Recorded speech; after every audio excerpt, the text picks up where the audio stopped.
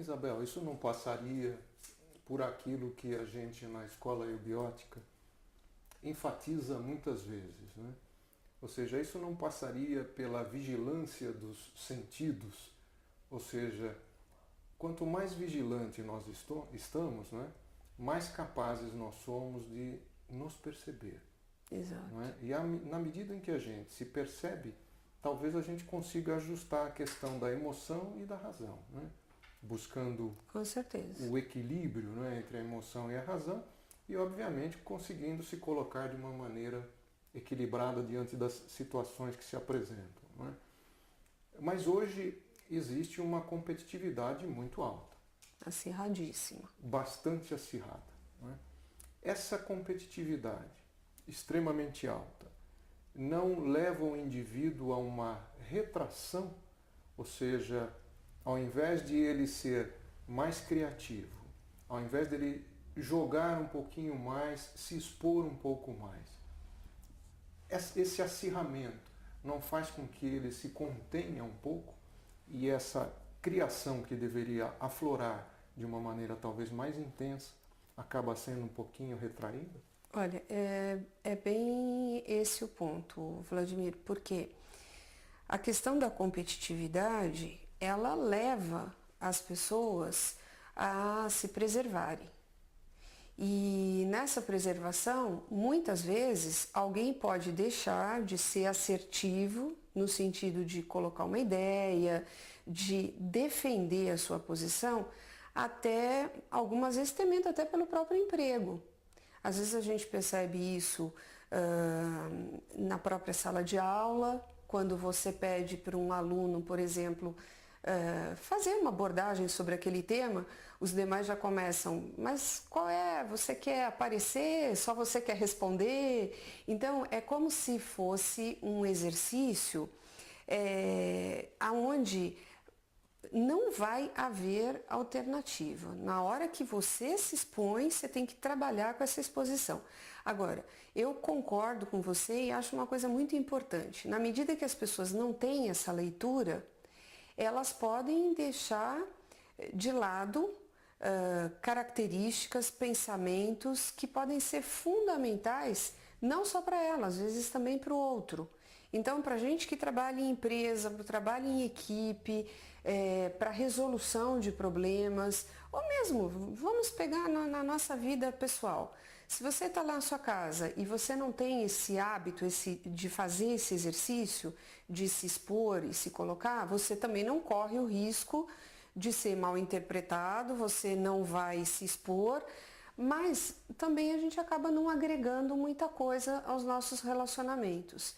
Então, eu vejo que essa atitude de querer se expor, colocar seus pensamentos, ela tem que ser vigiada para você saber a medida correta.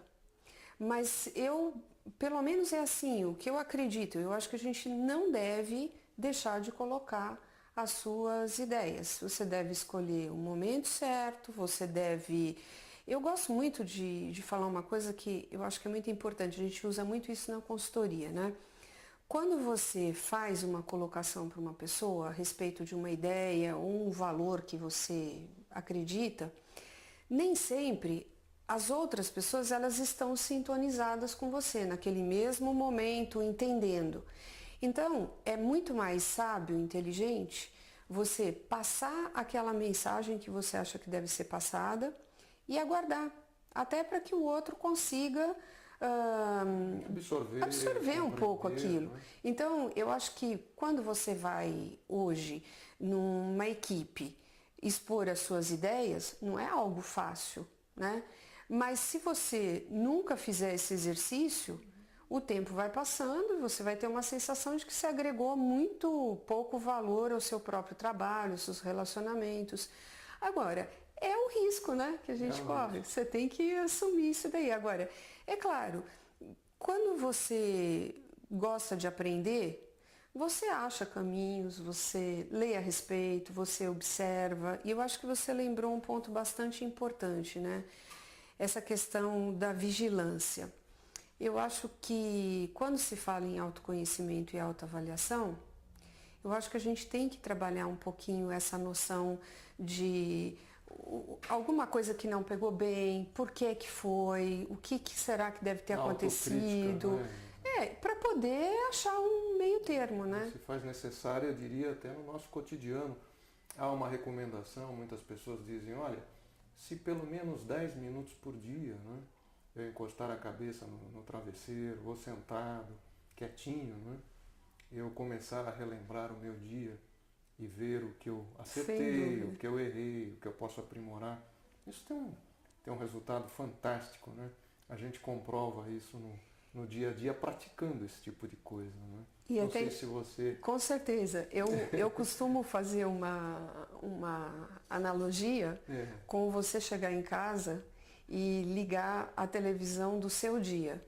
E aí você se observa, faça periodicamente isso.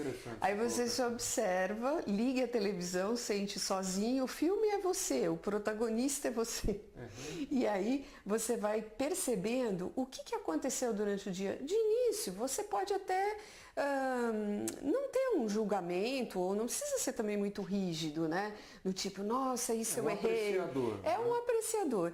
E aí, só que é muito interessante porque quem desenvolve o hábito começa a perceber algumas cenas que se repetem. E aí você começa ao entrar em contato com isso, você diz, poxa, eu já vi essa cena antes, e fui eu mesmo o protagonista, né? Quer dizer, nesse momento a pessoa se coloca como diretor do filme. Ah, com certeza, é tudo. É tudo. Isabel, até para finalizar, o nosso tempo é curto, é tão rápida essa nossa entrevista. Eu queria saber de você uma coisa. As empresas falam muito em teamwork, equipe de trabalho, time, mas existe como nós falamos hoje aqui no programa mesmo, uma competição extremamente acirrada entre as pessoas.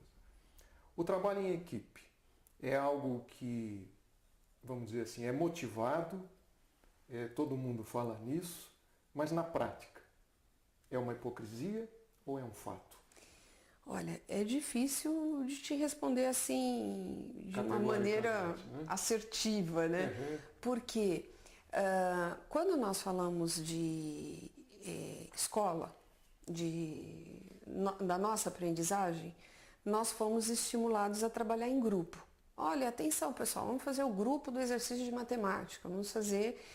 E não se fala em equipe. Então, quando você chega numa organização, o correto, o ideal seria a gente trabalhar em equipe no sentido de que as inteligências múltiplas se somam. Perfeito. Mas é um exercício que você sabe, na medida do possível, ele mexe com a concorrência e as pessoas têm desempenho, metas, e isso acaba sendo algo que dificulta.